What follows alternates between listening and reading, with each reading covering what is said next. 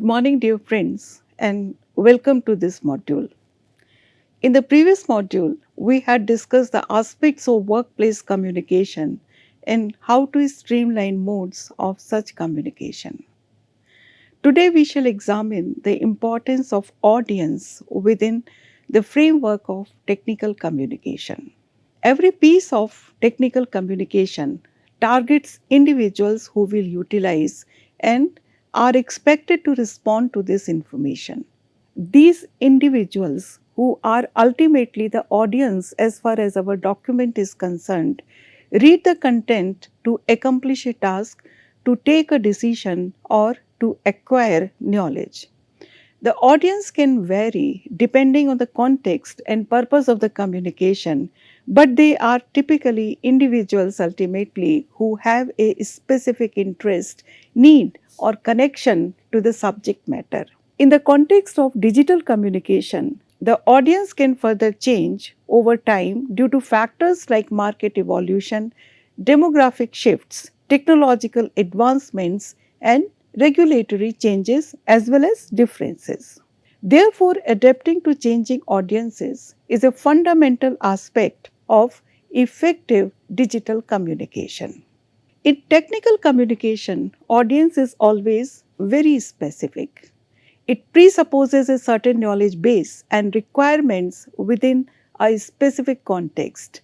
The requirements of technical communication are vastly different from those of literary communication or, for that matter, even business communication. To write effectively, it is crucial first to determine and understand the specific audience who will be reading the document. The key to preparing an effective document lies in conducting a systematic analysis of our audience and understanding how they will engage with the content. This involves identifying their characteristics and how they are going to utilize the information which we are providing to them in digital mode, and also how well they are able to understand the technologies related with the communication. An audience profile is a detailed description or analysis of the target audience for a particular communication or marketing effort. It involves gathering and organizing relevant information about the audience in order to understand better their characteristics, technical level, background information they might possess about the communicated message, suitability of our language choices, their preferences, needs, and behaviors. By preparing the audience profile, we can effectively tailor our messages, content, and strategies to engage and resonate with the intended audience. This profiling also helps in humanizing the target audience, and it makes our efforts more personalized. The first profiling is about the technical level of the audience we shall be addressing to. Are they novices or are they experts, or do they have a different specialization? Profiling also includes demographic data such as age, gender, location, education, occupation, income, and other relevant factors. It may also incorporate psychographic information including interests, hobbies, values, attitudes, and motivations. So, what are the questions which must be asked in this context? Certain possible questions are mentioned in this slide. For example, who is the primary audience for this document? What is your relationship with the audience? Are there multiple types of relationships involved? And what specific information does the audience require? How familiar are they with the technical details, and do the readers have varying levels of expertise? How might cultural differences influence the reader's expectations and interpretations? And how would they interact with the material digitally, on paper, or in both ways? We should analyze the audience behavior, including their media consumption, online activities, even purchasing habits, and social media usage. Understanding how they engage with different platforms and their preferred communication channels can guide the selection of appropriate channels and tactics for reaching and engaging the audience effectively. Also, while creating a technical document, it is essential to consider at least two distinct audiences. In addition to the primary audience, most documents also have a secondary audience consisting of those individuals who are not directly involved in the immediate use of the information, but somehow they are likely to be connected with it. So, the majority of documents are targeted towards a primary audience, which consists of immediate readers, and therefore, this type of a profiling is easier. Typically, the primary readers are the document's main users, perhaps even the ones who had requested for its preparation.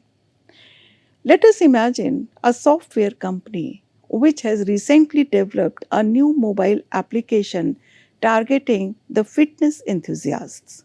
The primary audience for the technical communication related to this mobile application would, of course, be the end users or individuals who shall be using the app. Identifying the primary audience is a critical step in technical communication because it allows the communicator to tailor the message, language, and level of detail to meet the specific needs and expectations of the intended recipients. Secondary readers support the project. They offer a specialized advice to decision makers, or they are the ones who will be impacted by the document in some other way. The support personnel, such as customer service representatives or the help desk staff and regulatory authorities and compliance officers, etc., may be part of the secondary audience.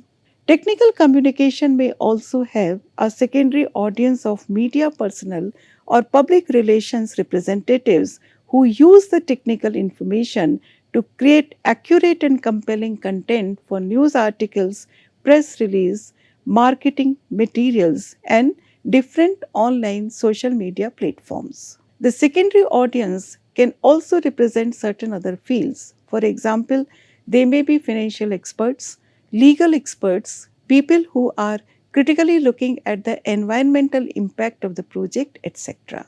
The secondary audience may also have different levels of technical expertise or require specific information for their respective roles.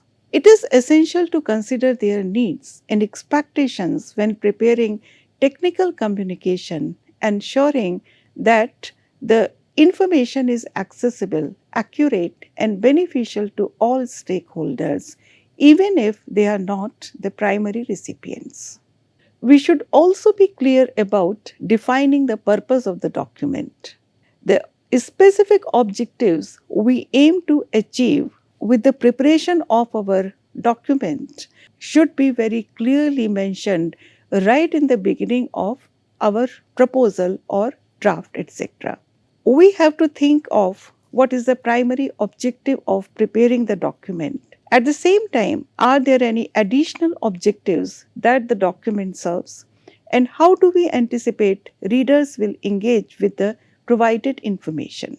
By answering these questions and similar many other questions, we can precisely identify the purpose of our document and align its content and structure accordingly. In addition to the primary purpose, many documents also have one or more secondary purposes. For instance, in a typical instruction manual, the primary purpose is to provide guidance on assembling or using a product. However, companies also include secondary purposes which are driven by ethical and legal considerations, such as ensuring the safe usage of the product.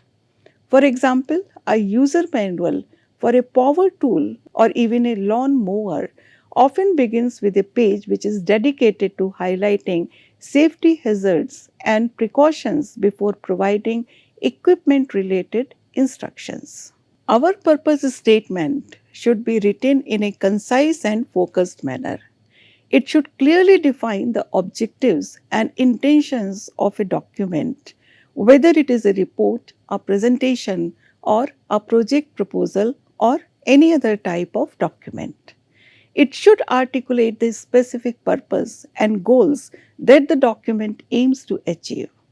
A purpose statement typically highlights the document's main audience, primary objectives, and sometimes secondary objectives. When planning our document, we should start with a concise statement that specifies the target audience and outlines both the primary and the secondary purposes. The purpose statement should serve as a guiding principle to ensure that the content, structure, and tone of the document align with the intended purpose and efficiently communicate the desired message to the readers or audience without any fuzziness. By formulating such clear statements, we establish a solid foundation for the content and direction of the document. Apart from these, it is also necessary for us to consider how and why others would use the document. We should try to inquire whether the readers are more inclined towards acquiring factual knowledge or understanding the concepts, or whether they will utilize the information for decision making purpose. In the context of technical communication, we often find that the context can be easily established for answering these type of questions. We should also consider whether immediate actions can be taken based on the provided information and whether the readers require a more detailed step by step instructions so that it can also be used after a certain time gap. In addition to answering these questions, we should also consider directly asking members of our audience to validate their specific requirements in terms of information. This approach allows us to verify their preferences and ensures that our document effectively addresses their requirements. When writing for someone familiar to us, such as a co worker, a colleague within the engineering departments, a professor in the same unit, reviewing your lab reports, or your thesis supervisor, you have to customize the report to suit their specific knowledge level, their interests, and requirements. However, certain audiences are broader and less specific. For example, readers of a journal article, readers of user manuals. A set of first aid procedures would also be read by non specific readers, or an accident report which can be evaluated by experts of different fields. When we have a limited understanding of the audience background, we must determine whether the document should be highly technical, moderately technical, or even non technical, targeting a layperson. However, our approach should always be in favor of the audience that is least exposed. The technical background of the audience plays a significant role in determining the linguistic choices, the technical background we are providing, the content, as well as the level of our documents.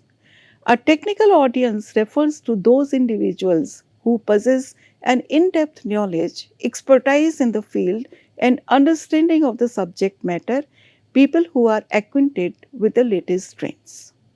Technical communication targeting this audience can involve in depth technical documentation, research papers, engineering specifications, advanced technical training materials, and also technical abbreviations. Technical writing should utilize industry specific language, acronyms, and terminology that are likely to be familiar to the target audience. It shows our credibility and ensures a clear communication among professionals in the field. Examples of a technical audience include scientists, researchers, engineers, or specialized professionals within a specific field. Technical communicators must understand the specific needs, expertise, and expectations of their target audience, in order to effectively communicate the technical information.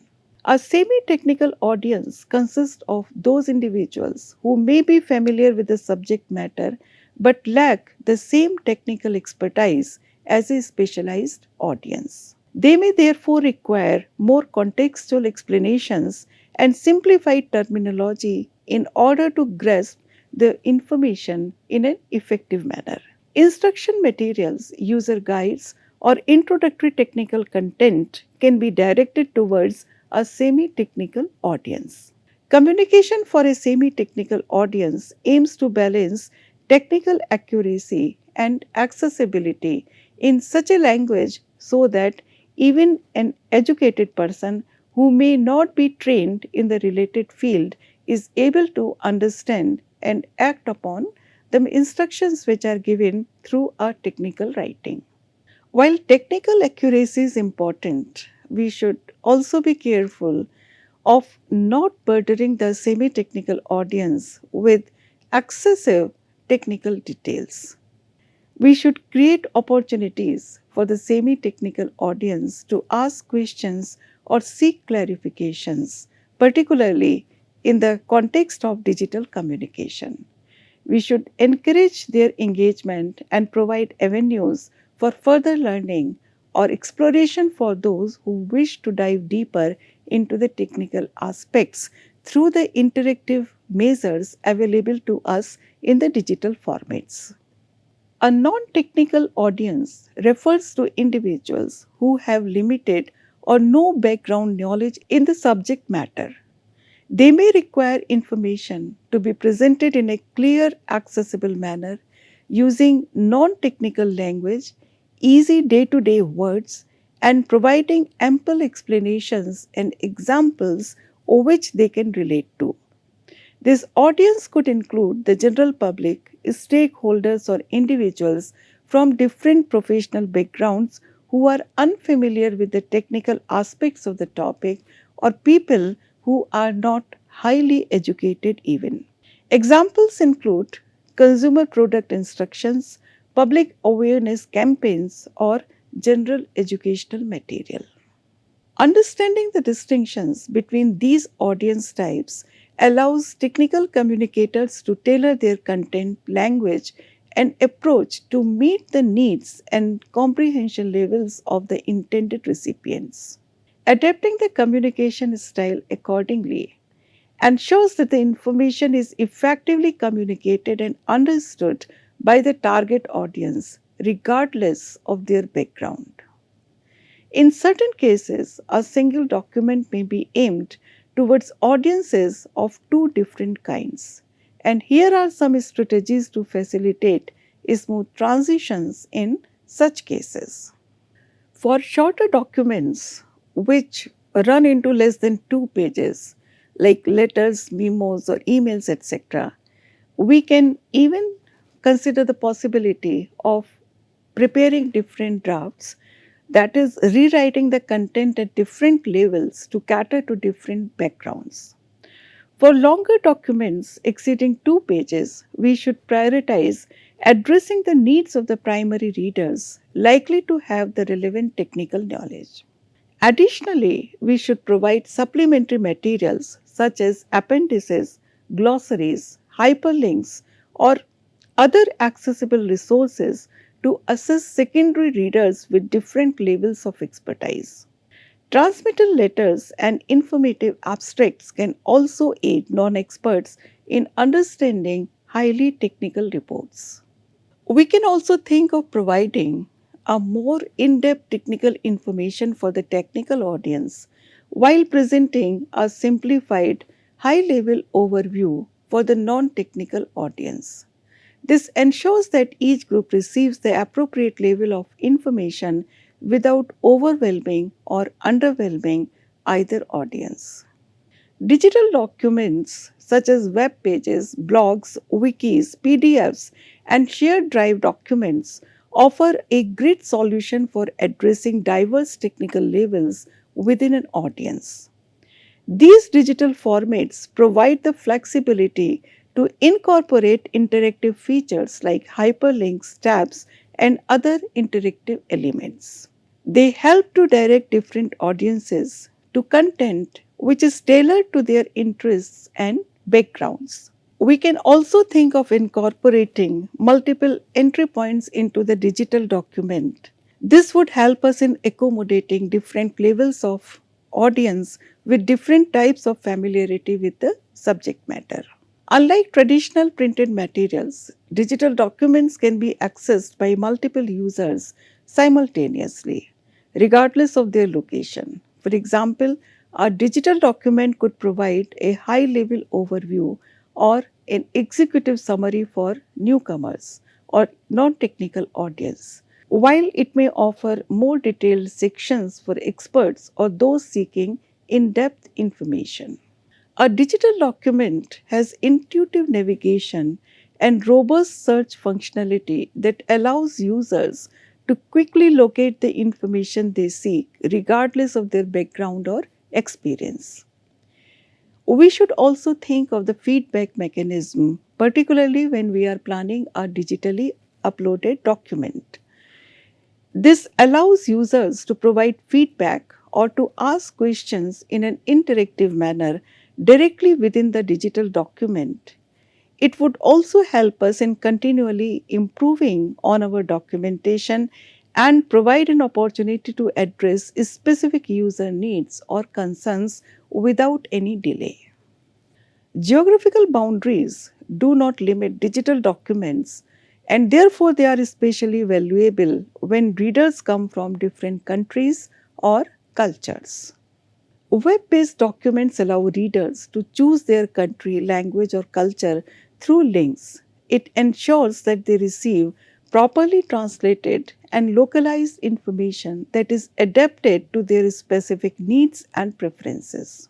We will examine technical communication and its scope in the later parts of this module. Now, let us discuss how to anticipate the preferences of the audience and the strategies to measure it. The length and level of detail in our document is to be based on our understanding of the audience requirements. We should consider whether we are specifically requested to keep the document concise or provide comprehensive information. We should also be aware of the in house policies in terms of the length and level, etc. We should also determine whether the audience is primarily interested in the conclusions and recommendations or if they prefer a more thorough explanation with everything spelled out. This would have a direct bearing on the manner of our writing. We should recognize that people have different attention spans and it can vary based on the context as well as medium of communication. Some individuals may prefer shorter, concise content that gets straight to the point, while others may appreciate more in depth, comprehensive information. We should further consider the medium and channel through which the content is to be delivered. Social media platforms often have character or time limitations. In contrast, long form articles or videos may be more suitable for dedicated websites or educational platforms. We should also decide on the format of the document, which is likely to be expected by our audience depending on the analysis of the situation within which we are preparing this document. It can be a letter, a memo, an email, a short report to be uploaded, or a longer formal report with different subtitles and hyperlinks like a title page, table of content, appendices, etc.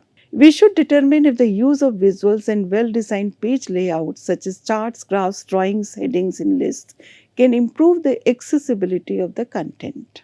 We should decide whether the document should be provided as a PDF, a website with embedded links, a printed hard copy, a social media post, or a combination of these formats. We should also ensure that the chosen format is adaptable and accessible to the target audience. We should consider factors such as language preferences, visual impairments, or technological limitations that may impact the audience's ability to access or engage with the communication. We should also be able to provide alternatives or accommodations when necessary to make the content accessible to a wider audience. The tone of communication refers to the attitude, style, or manner in which the message is conveyed, and it plays a crucial part in shaping the overall perception and reception of the communication by the audience. The tone should be aligned with the characteristics of the specific audience, their preferences, and expectations. Workplace readers expect a tone that reflects the importance or urgency of the topic while considering the relationship between the writer and the reader. It is crucial to maintain professionalism and avoid using an unprofessional tone that is commonly seen in tweets, text messages, and casual emails among friends outside of the workplace. The tone we choose may range from friendly and encouraging to rather distant and official, depending on the context. By understanding the audience, reflecting on their values, maintaining professionalism, and establishing empathy, adapting to the subject matter, tailoring to the communication channel, and seeking feedback, we can develop an appropriate and effective tone that resonates with the specific audience we are addressing. Workplace documents typically have deadlines, so it is essential to determine when they need to be submitted. We should consider creating a schedule with milestones to ensure timely completion and should also consider whether any of the information in the document might become outdated if we delay its completion. When setting a deadline, it is crucial to consider the time needed for the audience to receive, process, and engage with the communication, especially if it requires their input or action. We should also consider the frequency of communication and the availability of the audience when setting deadline. For one-time communications like announcements, the deadline may be fixed. For ongoing communications like newsletters, we should set realistic deadlines to maintain regular and timely delivery. We should also take into account the availability of the audience, including holidays and weekends, etc., to ensure maximum engagement and participation. And ultimately, it boils down to the budget perhaps. We should also evaluate if the document has a production budget, and if so, we have to determine the allocated amount. We have to identify areas where we can save money, such as obtaining the permission to use external materials or in web design and page layout. We should also assess the time and financial resources your company or organization can allocate for creating that document, ensuring that you stay within budget and meet the requirements efficiently. We should also allow flexibility in the production budget to accommodate unexpected expenses, adjustments, or contingencies that may arise during production. We should also evaluate the potential return on investment based on the target audience response and behavior. A well executed production that resonates with the audience can generate positive outcomes such as increased brand recognition, customer loyalty, or revenue, or an acceptance at a higher level. The production budget should align with the projected ROI, that is, the return on investment, and desired outcomes. Regularly reviewing and analyzing audience feedback and engagement metrics can help refine and optimize the length of the content to better suit the preferences of the specific audience.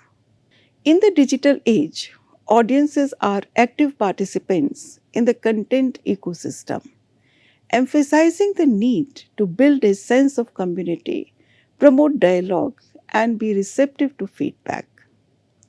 Audiences are not static, they evolve over time, requiring adaptability and ongoing refinement of communication strategies. Furthermore, the presence of fake audiences serves as a poignant reminder of the complex and ever evolving landscape, which underscores the critical importance of authenticity and integrity in our digital endeavors. Therefore, it is imperative that we remain adaptable, continuously updating and refining our communication strategies to accommodate the changing needs. In the upcoming module, we will explore strategies and effective methods to influence and engage with audiences, taking into account the active role of audiences in the digital age, their dynamic nature, and the importance of community building. Thank you.